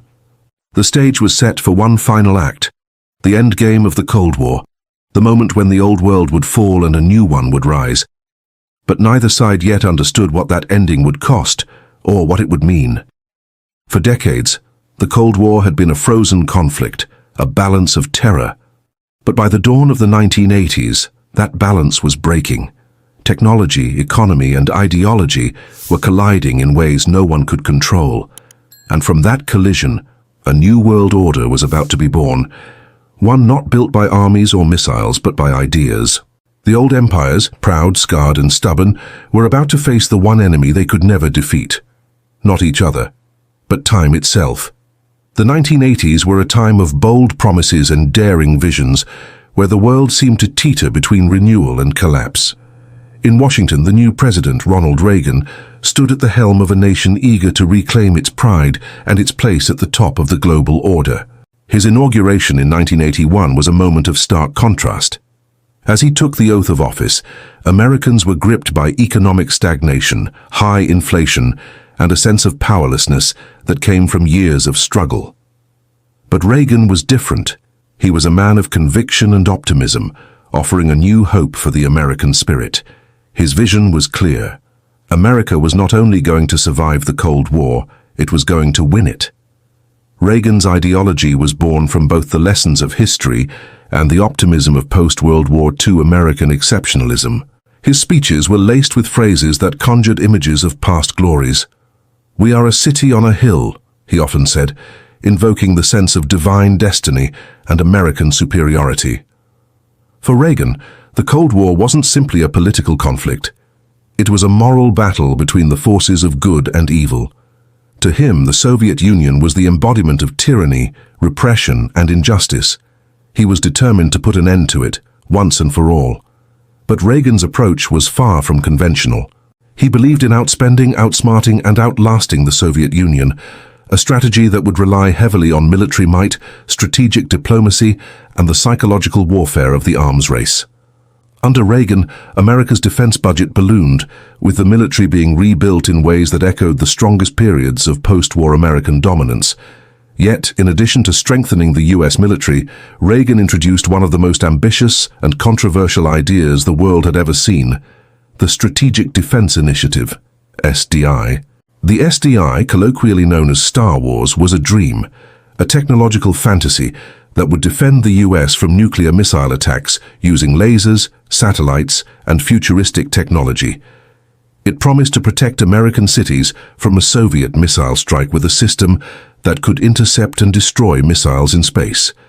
The very notion seemed to belong to science fiction rather than the pragmatic politics of the Cold War. And yet, Reagan spoke of it with such conviction that it captured the imagination of millions. The idea of Star Wars became a symbol of American technological supremacy, the belief that the US could harness the very fabric of space itself to defend freedom against the Soviet threat. But for the Soviet Union, the SDI was a challenge that could not be ignored. Mikhail Gorbachev, the new General Secretary of the Communist Party, watched with growing concern.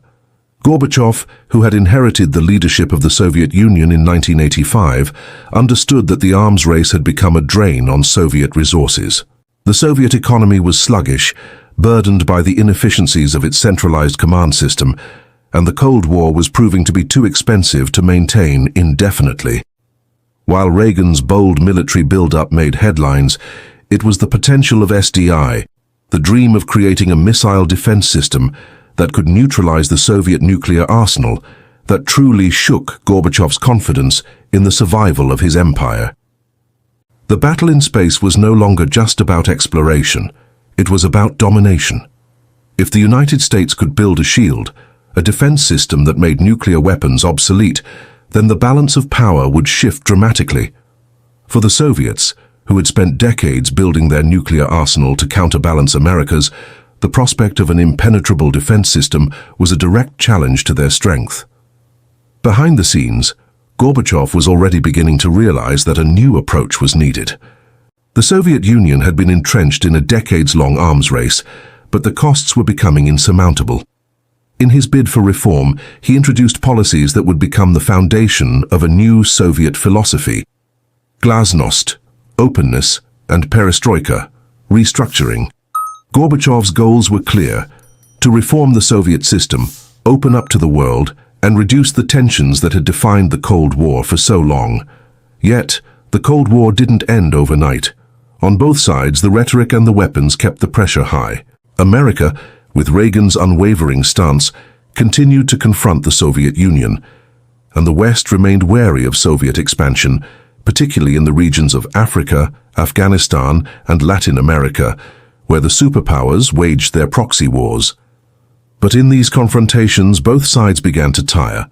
The constant strain of preparing for nuclear war, the fear of the unknown, and the understanding that mutual destruction loomed on the horizon forced both superpowers to rethink their strategies. Reagan, a man of hardline beliefs, began to shift his approach. By 1985, Gorbachev's efforts to engage with the West were yielding results. Reagan, who had once called the Soviet Union the evil empire, found himself at the negotiating table with the very man who embodied that empire. The two men, different in every way, Reagan's optimism and Gorbachev's pragmatic despair, stood face to face, realizing that their shared desire for peace could not be achieved by simply continuing the arms race. The INF Treaty, Intermediate Range Nuclear Forces Treaty, of 1987 marked the turning point. For the first time, the United States and the Soviet Union agreed to eliminate an entire class of nuclear weapons, those that threatened to annihilate Europe. It was the first significant arms reduction in decades and a direct result of the new diplomatic thaw between the two nations. Reagan's diplomatic efforts were paired with Gorbachev's reforms. The two leaders spoke of a world without nuclear weapons, a world where superpowers could coexist peacefully, yet the world was far from prepared to embrace such a vision.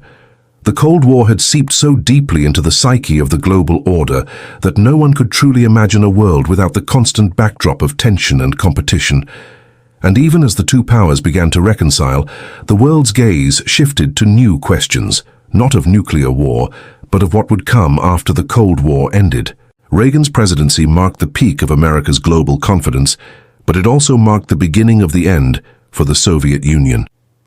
While the Star Wars dream never came to fruition in the way it was originally envisioned, it played a key role in pushing the Soviet Union to negotiate. The Soviets realized that they could no longer afford to compete in an arms race, especially one based on fantastical technology.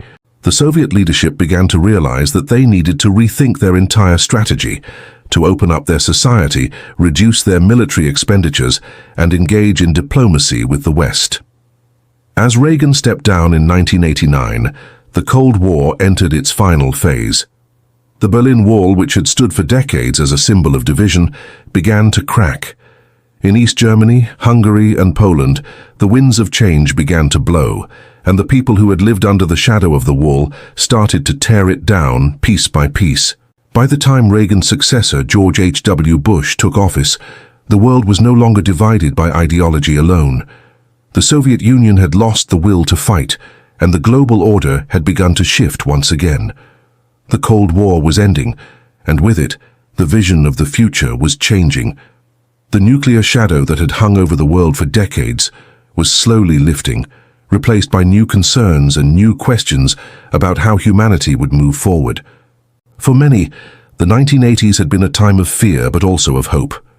The fear of the bomb had given way to the hope that diplomacy, dialogue, and even idealism could outshine the darkness. Reagan's presidency, with all its bluster and bravado, had helped to shape the contours of that hope. The Star Wars dream, though never realized, had proved a powerful catalyst for change, the symbol of a new American vision that, in its own way, helped to bring about the final collapse of the Soviet system. And as the world turned its eyes toward the horizon, it realized that the future was no longer about confrontation and division. It was about reconciliation, rebuilding, and the understanding that even in the most divided of times, humanity could dream of a better tomorrow. In the late 1980s, the winds of change began to stir across the lands that had once been the heart of the Soviet Union. The old empire, built on a century of struggle and revolution, was crumbling from the inside. The walls of the Iron Curtain, long seen as unbreakable, were no longer holding the Soviet system in place. What had once seemed like an invincible superpower, its military vast, its ideology uncompromising, was slowly beginning to unravel. The collapse was not sudden, nor was it violent. It was the result of years of internal decay, of mismanagement, of the slow exhaustion of a people pushed beyond their limits. The man who would steer the Soviet Union into the storm was Mikhail Gorbachev, a man of vision and reform, but also of pragmatism. He had risen to power in 1985, inheriting a nation on the brink of economic collapse, social stagnation, and international isolation. The Soviet system, rigid and dogged by inefficiency, had pushed its people to the edge. The promise of equality, of a world free of capitalist oppression, had become hollow. Long queues for basic goods, factory inefficiency, and the absolute control of the state had left the Soviet Union in a stagnant, decaying state. The Soviet dream had been suffocated by bureaucracy and an economy that could no longer compete with the West. In Gorbachev, there was a glimmer of hope. His policies, glasnost, openness, and perestroika, restructuring, were meant to breathe new life into the country. Gorbachev envisioned a future where the Soviet Union could modernize and become a part of the world, not an isolated superpower at odds with the West. He wanted to open up the flow of information, encourage new economic policies, and introduce some level of democratic participation. But these reforms, though well-intentioned, would not save the Soviet Union. Instead, they would expose the system's inherent weaknesses.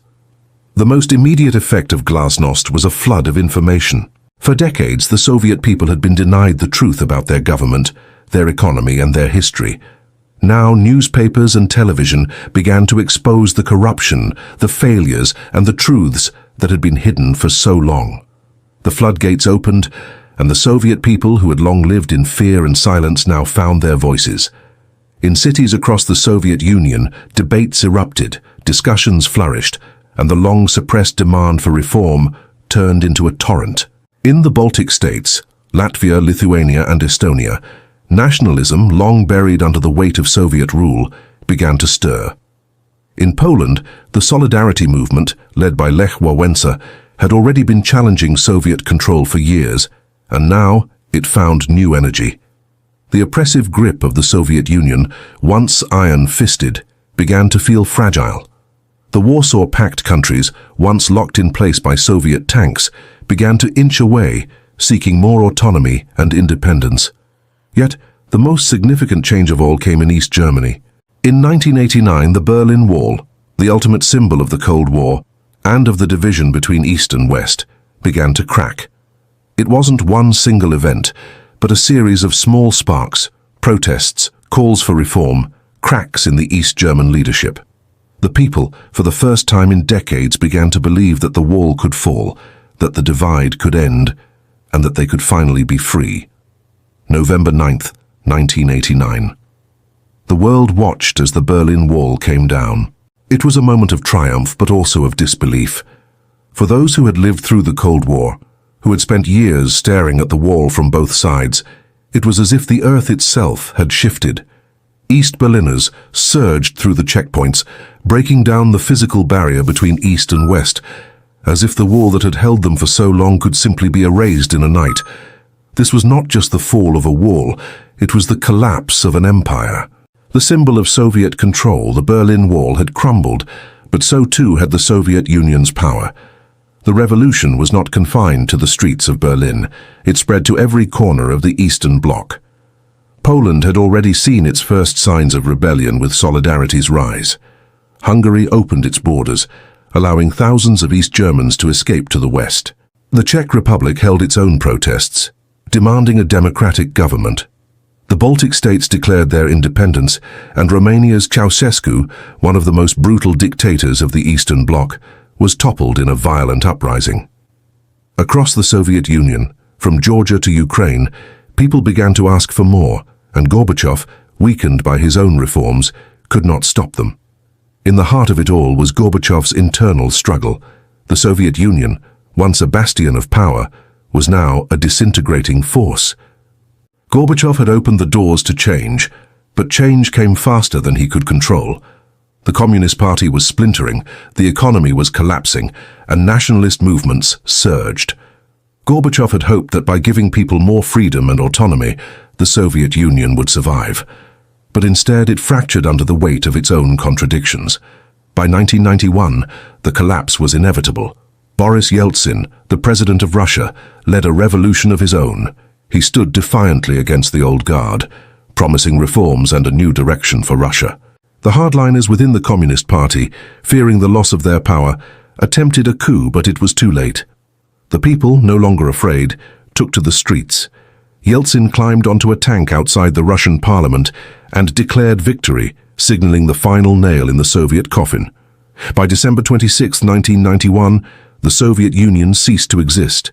The flags were lowered, the anthem fell silent, and the great empire was no more. 15 independent republics emerged from the ashes. Some would join the global community, while others would struggle with new challenges of nationhood. But for the first time in decades, the map of Europe had changed. The Iron Curtain, which had separated the world into two hostile blocks, was gone. In the United States, there was victory, but it felt hollow. The Cold War had been won, but the cost of that victory had been steep. It had taken decades of fear, uncertainty, and the constant threat of annihilation. The Soviet collapse left a world unsure of what to do next. The old enemies had fallen, but the new world order was unclear. As the 1990s unfolded, the challenges of the post-Cold War era began to emerge. Globalization, the rise of new powers like China, and the instability in regions once controlled by the Soviet Union brought new questions. But for now, there was a sense of relief. The darkness of the Cold War, which had loomed for so long, was fading into the distance. The future, though uncertain, was wide open. The fall of the Soviet Union was not just the end of an empire. It was the end of a world defined by binary ideologies and the constant threat of destruction. And in its place, a new world emerged, one where the struggle for power was no longer between two superpowers, but between countless forces, each struggling to define what the future would look like. The collapse of the Soviet Union marked the end of the Cold War, but it also marked the beginning of a new age. An age where nations, ideologies, and people would need to learn to coexist in an interconnected world. The curtain had fallen, but the play was far from over. The world was simply waiting for its next act. The world awoke on the morning of December 26, 1991, to a silence that felt almost unreal. For nearly half a century, humanity had lived beneath the tension of a divided world, East and West, capitalist and communist, NATO and the Warsaw Pact, a world balanced on the edge of annihilation. But now, as the red flag bearing hammer and sickle was lowered over the Kremlin and replaced by the tricolor of the new Russian Federation, that long, fearful era came to an end. The Cold War was over. The Soviet Union, the mighty empire that had stood as the great rival to the West, was gone. No missile had destroyed it. No army had conquered it. It had simply collapsed under the weight of its own contradictions. For the first time in decades, the world was no longer divided by the threat of immediate war. Yet peace did not bring clarity. It brought questions, and with them, a new and fragile uncertainty. In Washington, there was celebration, but also quiet disbelief. For decades, the US had fought to contain communism, in Korea, in Vietnam, in Afghanistan, and through endless proxy wars. Now, without an enemy, the West had to ask itself, what comes next? President George H.W. Bush stood before the world and spoke of a new world order, a phrase meant to describe a new era of cooperation, diplomacy, and unity. The old world of confrontation was gone. This was to be an age of partnership, of nations working together under the promise of global peace. But beneath the optimism, history was already whispering its warning. The world may have ended one conflict, but it had not ended the struggle for power. In Russia, the dream of freedom came with a heavy cost. Boris Yeltsin, now the first president of a post-Soviet Russia, inherited a nation in chaos. The economy, long controlled by the state, collapsed under the sudden shock of privatization. Prices skyrocketed overnight. Families lost their savings. Once proud workers stood in endless lines, this time not for ideology but for bread. Corruption spread like wildfire as oligarchs, former party insiders turned businessmen, seized control of industries, resources, and wealth. The great Soviet superpower was now a nation humbled and broken, its people struggling to survive amid a storm of freedom that came too fast and too brutally. In the former Soviet republics, Independence brought both liberation and turmoil. In Ukraine, Georgia, and the Baltic states, flags were raised and anthems sung, but the path forward was uncertain. Borders that had once been drawn by force now became lines of fragile identity. In Central Asia, new nations emerged from the desert: Kazakhstan, Uzbekistan, Turkmenistan, each seeking to define itself in a world without empires. The Soviet collapse had given birth to 15 new nations, each carrying both the hope of self-determination and the heavy burden of instability. Meanwhile, in Western Europe, a new dream was taking shape. For centuries, Europe had been the world's battlefield, from the wars of kings to the carnage of the world wars. Now it sought to become something different, a continent of unity, not conflict. The European Union began to expand, linking economies, currencies, and cultures. In 1992, the Maastricht Treaty was signed, laying the foundation for a shared Europe and the creation of a single currency, the euro. For many, it was the dawn of a new civilization, one that had learned from its past and was finally ready to live without walls. But not all walls came down. The ideological struggle between communism and capitalism had ended, but in its place came a new set of challenges. Ethnic tensions, religious conflicts, and the hunger for power still haunted the world. In Yugoslavia, a federation once held together by communist rule, nationalist fires ignited after the death of Tito. The Balkans, that ancient crossroads of empires, became a nightmare of civil wars, sieges, and genocide. Sarajevo, once a symbol of multicultural harmony, descended into hell as neighbor turned against neighbor. The collapse of the old order had not erased humanity's darkness. It had simply unchained it. In the Middle East, the end of the Cold War created a new and dangerous vacuum. Without Soviet backing, some regimes weakened, others grew bold.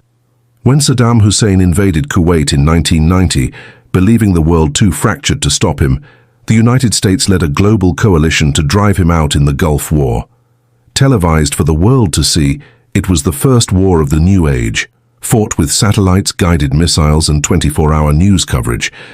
It was clean, clinical, and unsettlingly detached, a war where viewers could watch bombs fall from the safety of their living rooms. And though victory came swiftly, the seeds of future conflict had already been planted in the sand. At home, America stood triumphant, but uneasy. For decades, the Cold War had defined its purpose. Now, with the Soviet Union gone, that identity began to blur. Without an enemy to rally against, the divisions within the United States, political, cultural, economic, began to surface. The triumph of capitalism brought wealth for some and struggle for others. Globalization began to reshape economies, sending industries overseas and connecting the world in ways that were both empowering and destabilizing. The internet, once a tool of scientists and soldiers, began to spread, promising to unite humanity through knowledge, yet unknowingly sowing the chaos of an age where truth itself would become fragile. In China, the world saw a different story. While the Soviet Union had collapsed, China's communist government endured, not by rejecting capitalism but by embracing it selectively. After the tragedy of Tiananmen Square in 1989, China turned inward, choosing control over chaos, stability over democracy. Factories rose where fields once stood. Cities exploded with lights and noise. Millions were lifted from poverty, and China began its march toward global power. The New World Order was not one world, but many a shifting mosaic of democracies, autocracies, and emerging forces, all vying for influence. For the first time in modern history, there was only one superpower. The United States stood alone at the summit, its rivals fallen or diminished. Its culture, its economy, its technology, all spread across the globe like wildfire. From Hollywood to Wall Street, from McDonald's to Microsoft, the American dream became a global reality. And yet, beneath that dominance, the same questions lingered. Could one power truly guide the world? Could the dream of unity ever survive the reality of difference? In Moscow, a new generation faced the cold dawn of a world without empire. The Soviet dream had died, but its ghosts remained the memory of sacrifice, of victory, of a belief that the world could be remade. In the vacuum of loss, old fears began to stir, and a new kind of nationalism took root. one that would in time shape Russia's path in the century to come. As the 1990s unfolded, it seemed that the promise of peace had finally arrived. Borders opened, economies intertwined. The internet connected the world in ways never imagined. But peace, as history always reminds us, is not the absence of war. It is the pause between storms. The Cold War had ended, but the forces it unleashed had not vanished. They had simply changed form. The world that emerged from its ashes was freer, more connected and more fragile than ever before. And yet, in the great silence that followed, there was something profoundly human. After decades of division, fear, and endless confrontation, the world had survived. The missiles had not launched. The bombs had not fallen. The doomsday clock, though still ticking, had been pulled back from midnight. The Cold War ended not with an explosion, but with a whisper. The quiet sound of walls falling, chains breaking, and humanity exhaling for the first time in generations. From the ashes of empires, a new age had begun. One uncertain, imperfect, but alive. And as the 20th century drew to a close, humanity stood once again at the threshold of the unknown, staring into the endless horizon of the future, wondering not what it had escaped, but what it would become.